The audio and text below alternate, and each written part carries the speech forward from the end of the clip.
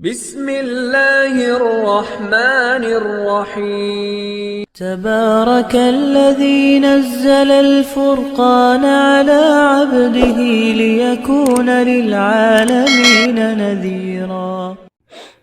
السلام علیکم ورحمۃ اللہ وبرکاتہ۔ میرا نام ہے قاری ابو بکر حیات اور میں آپ کو اپنے چینل پر خوش آمدید کہتا ہوں۔ اب سے چند دنوں کے بعد ہم رمضان المبارک کے بابرکت مہینے میں ہوں گے۔ اللہ تعالی ہم سب کو وہاں تک پہنچنے کی توفیق نصیب فرمائے۔ جن لوگوں نے تراویح پڑھانی ہے نا، ان کے لیے انتہائی قیمتی گفتگو ہے میری بھائی، اس کے اوپر آپ لوگوں نے سختی کے ساتھ عمل کرنا ہے۔ اگر ان میری باتوں پر آپ عمل کر لیتے ہیں، یقین جانیں رمضان المبارک کے مہینے میں آپ مجھے دعائیں دیں گے۔ جو باتیں آپ کو میں بتا رہا ہوں، آپ مجھے جو بھی درجہ دیں، جس حیثیت سے بھی آپ میری ان باتوں کو اہمیت دینے کی کوشش کریں، اگر عمل کر لیں آپ کو بہت زیادہ فائدہ ہی نہیں ہوگا، بلکہ رمضان المبارک کے اندر آپ ایک پرسکون ماحول محسوس کریں گے۔ دیکھیں، جس وقت رمضان المبارک کے اندر آپ منزلوں کو رٹے مار رہے ہوتے ہیں نا، دماغ سے دھوئیں اڑ رہے ہوتے ہیں، نیند پوری ہماری کوئی نہیں ہوتی، اور رات کو مصلی پہ بھائی غلطیوں پہ غلطیاں، نمازی کیا تنگ ہوتے ہیں، ہم خود اس سے زیادہ تنگ ہو رہے ہوتے ہیں۔ تو آپ نے سب سے پہلے ایک میری بات یاد رکھنی ہے، آپ نے اس رمضان المبارک میں لاؤڈ سپیکر کے بغیر تراویح نہیں پڑھانی، ٹھیک ہے؟ سپیکر کا استعمال لازمی کریں۔ جس وقت سپیکر کا استعمال آپ کریں گے، آپ کے گلے سے لوڈ کم ہوگا، آپ آہستہ بھی پڑھیں گے، دور تک آواز جائے گی۔ لاؤڈ سپیکر کا استعمال نہیں کریں گے، آپ اونچا بھی پڑھیں گے، پیچھے آہستہ سنائی دے گا۔ 10 رکعتوں کے بعد، 8 رکعتوں کے بعد آپ آہستہ آہستہ تھکنا شروع ہو جائیں گے۔ بالآخر کیا ہوگا، آخری 8 رکعتوں کے اندر آپ کا گلا بالکل ساتھ چھوڑ جائے گا، دماغ آپ کا تھک جائے گا، پھر غلطیوں پہ غلطیاں۔ اس کے بعد بندے کا سارا دھیان جو ہوتا ہے وہ اس چیز کی طرف چلا جاتا ہے، کسی طریقے سے منزل اب جلدی ختم ہو، بس میں تراویح ختم کروں، ٹھیک ہے؟ ایک تو لاؤڈ سپیکر آپ نے لازماً استعمال کرنے، چاہے کوئی چھوٹی مسجد میں تراویح پڑھا رہا ہے، چاہے کوئی بڑی مسجد میں تراویح پڑھا رہا ہے، ٹھیک ہے؟ آپ نے میری بات کے اوپر سختی سے پیارے بھائی عمل کرنا ہے۔ اگر عورتیں ہیں تو وہ گھر کے اندر اگر تراویح پڑھا رہی ہیں تو لاؤڈ سپیکر استعمال نہ کریں، کیونکہ عورت کی آواز کا بھی پردہ ہوتا ہے۔ یہ بات میں مسجد کی کر رہا ہوں۔ دوسری بات، پیارے بھائی، جب آپ نے تراویح پڑھانی ہے نا، تو مصلی پہ کھڑے ہونے سے پہلے آپ نے اپنی نیند کو پورا رکھنا ہے۔ دن کو آپ نے سونا ہے، بہت زیادہ سونا ہے۔ رات کو جس وقت آپ مصلی پہ کھڑے ہوں، آپ کی 8 گھنٹے کی چارجنگ ہوگی نا، پھر 2 گھنٹے آپ مصلی پہ کھڑے ہو سکیں گے، ٹھیک ہے؟ جس وقت مصلی پہ کھڑے ہونے کی چارجنگ آپ کی آدھے گھنٹے پہ بھی نہیں ہوگی، آپ پورے گھنٹے میں نمازیوں کا بھی بیڑا غرق کریں گے، اپنا بھی کریں گے، ٹھیک ہے؟ مصلی پہ کھڑے ہونے سے پہلے آپ کی طبیعت فریش ہونی چاہیے۔ اگر اس وقت کوئی فرمائش کرے کہ قاری صاحب آپ قرآن بڑا پیارا پڑھ رہے ہیں، جانے دیں، آپ اگلے 2-3 گھنٹے آرام سے چل سکیں۔ اگرچہ ایسا ہونا نہیں ہے، لیکن مثال سے میں سمجھا رہا ہوں۔ نیند پوری کرنی ہے آپ نے، نیند پوری کر کے مصلی پہ کھڑے ہونا ہے، ٹھیک ہے؟ 2 باتیں، ایک سپیکر استعمال کرنا ہے، دوسرا نیند بالکل اتنی پوری کرنی ہے نا کہ مصلی سے پہلے نیند بھی بس کر رہی ہو کہ یار اب دوبارہ بستر کے قریب نہ آنا، تب آپ نے مصلی کے قریب جانا ہے۔ دماغ آپ کا بالکل فریش ہونا چاہیے۔ تیسری بات، گلے کا استعمال، ٹھیک ہے؟ چاہے آپ 8 تراویح پڑھاتے ہیں، چاہے آپ 20 تراویح پڑھاتے ہیں، گلے کا استعمال سیکھیں۔ گلے کا استعمال ہمارے ہاں سکھایا نہیں جاتا، ہمارے ہاں سکھانے کا رواج بہت زیادہ ہے، سیکھنے کا کوئی نہیں ہے، جس کی وجہ سے اکثر جو ہمارے بھائی ہیں وہ مصلی کے اوپر بہت زیادہ تنگ ہو کے تراویح سناتے ہیں۔ گلے کا استعمال ذرا سیکھیں۔ دیکھیں، جس وقت آپ تراویح شروع کرتے ہیں نا، تو کانوں کو ہاتھ لگانے سے پہلے گلے کا ایک دیکھیں یہ لیول ہے، اللہ اکبر، ٹھیک ہے؟ اور ایک آواز کا یہ لیول ہے، اللہ اکبر، ٹھیک ہے؟ اور تیسرا لیول کیا ہے، اللہ اکبر۔ اب یہ جو آخری لیول کے اندر میں نے پڑھا ہے، اللہ اکبر، الحمد للہ رب العالمین، امانت داری سے بتائیں میں 20 تراویحیں اس آواز میں پڑھا سکوں گا؟ کبھی بھی نہیں. میرا گلا 4 رکعتوں کے بعد 6 رکعتوں کے بعد ختم ہو جائے گا. کمال تب ہے جیسے جیسے آپ آگے جا رہے ہیں نا، آپ کی آواز آہستہ آہستہ اٹھتی جا رہی ہے، آپ کی آواز میں مضبوطی آ رہی ہے. ٹھیک ہے، یہ نہیں کہ آپ نے شروع میں تو بلند آواز سے بڑا اٹھان کے ساتھ پڑھا، جیسے جیسے آپ کی آواز آگے جا رہی ہے ویسے ویسے آپ کی آواز نیچے آ رہی ہے. آپ نے شروع میں تو پڑھا اللہ اکبر، اور جس وقت 16 رکعتوں کے بعد اللہ اکبر، آواز کا آپ نے سارا مزہ ختم کر دیا. اب آپ نے گلے کا استعمال کرنا کیسے ہے؟ جس وقت مصلی پہ کھڑے ہونا ہے نا، تو گلے کی جو بالکل آخری آواز ہے نا، مثلا اللہ اکبر، ادھر سے تراویحیں شروع ہوتی ہیں. ٹھیک ہے، جیسے جیسے آپ آگے پڑھتے جائیں آپ کا گلا آہستہ آہستہ آہستہ بلندی کی طرف جائے، آپ کی آواز بلندی کی طرف جائے. اگر آپ کی آواز پستی کی طرف جا رہی ہے تو مزہ ختم ہے. ٹھیک ہے، بالکل آہستہ اور لو آواز میں پڑھنا ہے. دیکھیں کس میں تراویح کے انداز میں پڑھ رہا ہوں، دیکھیں ذرا. اللہ اکبر، الحمد للہ رب العالمین الرحمن الرحیم مالک یوم الدین ایاک نعبد و ایاک نستعین اهدنا الصراط المستقیم صراط الذین انعمت علیہم غیر المغضوب علیہم ولا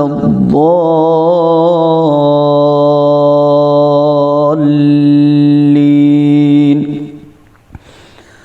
فمن يعمل من الصالحات وهو مؤمن فلا كفران لسعيه وَإِنَّا لَهُ كَاتِبُونَ. یہ آپ کو پتہ چلا میں کتنے لو آواز میں پڑھ رہا تھا؟ اس سے بھی زیادہ لو آواز میں. جس وقت تراویح کا آغاز ہوتا ہے نا، تو جو سامنے لگا ہوا مائک ہوتا ہے اس مائک تک آپ کی آواز بڑی مشکل سے پہنچے. ٹھیک ہے، اللہ اکبر، الحمد للہ رب العالمین الرحمن الرحیم مالک یوم الدین ایاک نعبد و ایاک نستعین اهدنا الصراط المستقیم صراط الذین انعمت علیہم غیر المغضوب علیہم ولا الضالین.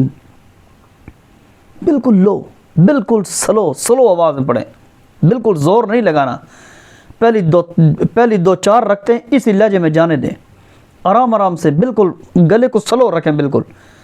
ٹھیک ہے، اس کے بعد پھر آپ نے ایک کام اور کرنا ہے، ساری منزل بالکل آہستہ بھی نہیں پڑھنی، ساری منزل بالکل تیز بھی نہیں پڑھنی. جس وقت منزل آہستہ پڑھنی ہے نا، تو رفتاری کا جو ٹائم ہے وہ آپ نے کور کرنا ہے. ٹھیک ہے، یعنی کہ اگر ساری منزل رفتار سے پڑھتے ہیں تو آدھے گھنٹے میں تو ساری تراویح ختم نہیں کرنی. 20 رکعتیں پڑھاتے ہیں تو کم از کم 1 گھنٹہ مست ہے. ٹھیک ہے، اگر آپ سپیڈ کے ساتھ پڑھتے ہیں نا، تو آپ نے جتنی دیر آہستہ پڑھا ہے وہ آہستہ ٹائم آپ نے اتنی رفتار سے پڑھنا ہے کہ ٹائم کور ہو. آہستہ پڑھیں تو رفتاری سے پڑھنے کی کسر ختم کرنی ہے، رفتار سے پڑھیں تو آہستہ پڑھنے کی کسر کو ختم کرنا ہے. پوری منزل رفتار سے بھی نہیں پڑھنی، پوری منزل آہستہ بھی نہیں پڑھنی، درمیان میں کبھی آہستہ کبھی تیز، اس طریقے کے ساتھ چلنا ہے اور گلے کا خیال لازمی رکھنا ہے. ٹھیک ہے، اب دیکھیں جیسے جیسے مثال کے طور پر آپ نے 6 رکعتیں پڑھ لی، 8 رکعتیں پڑھ لی، اب گلا گرم ہو گیا. اس کے بعد اب آگے کیسے چلیں گے دیکھیں. وَحَرَامٌ عَلَىٰ قَرْيَةٍ أَهْلَكْنَاهَا أَنَّهُمْ لَا يَرْجِعُونَ.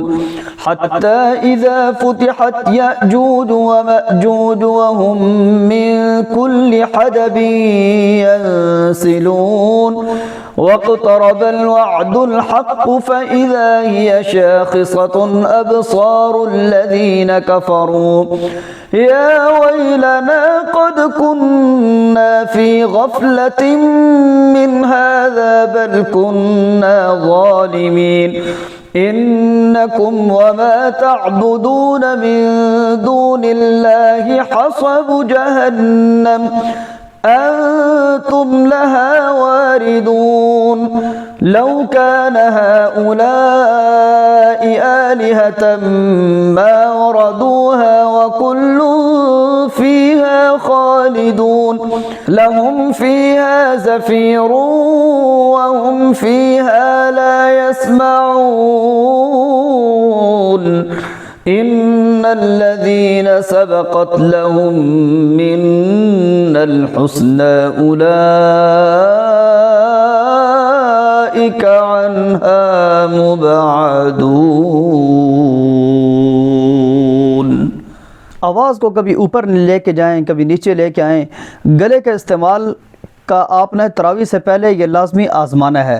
پہلی جو 6-7 تراویح ہیں وہ آپ نے بالکل سلو آواز میں پڑھنی ہے۔ جیسے جیسے آپ کی آواز آگے جائے گلے کی تھکاوٹ جہاں پہ محسوس کریں آواز کو فوراً نیچے لے کے آئیں۔ بلند آواز سے چیخے مار مار کے پڑھنا یہ کوئی فرض واجب نہیں ہے۔ آپ نے قرآن کریم سنانا ہے، پورا قرآن آپ نے سنانا ہے۔ نمازیوں نے پورا مہینہ آپ کے پیچھے کھڑے ہونا ہے۔ خدا کے لیے نمازیوں کے پیچھے اپنے گلے کا بیڑا غرق نہ کریں۔ نمازیوں نے کہیں نہیں جانا، وہ آپ کے پیچھے ہی رہیں گے۔ آواز کو آپ شروع سے اگر گلا گرم ہوگا نا پھر تراویح کے درمیان جا کے آپ اپنی آواز کے ساتھ کھیلیں گے، لیکن اگر شروع سے ہی آپ نے گلے کو تھکا دیا زور لگا کے پھر درمیان میں جا کے خود بھی آپ پریشان ہوں گے، نمازیوں کو بھی آپ پریشان کریں گے، اور وہ والی تراویح کے اندر منزل آپ نکالیں گے نہیں، سنائیں گے نہیں، بلکہ اپنے گلے سے اتاریں گے۔ تو کبھی کبھار درمیان میں آوازوں کو بدلنا بھی چاہیے۔